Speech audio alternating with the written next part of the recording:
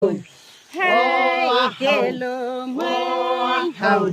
hai hồng hán sơn hồng ở dương tây khe dương hồng mây tây khe với chàng người ha tây khe với chàng người hu sơn đạo lối he na cơ lô tê hai cơ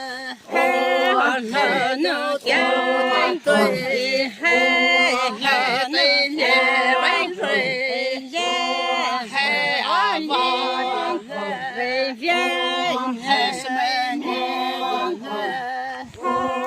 he là con he bao xa bằng xa he là bò cười ya khó leo cười he là con bằng xa là mẹ cười đi ăn hay lên đi buồn xa he là xa lệ chén sợi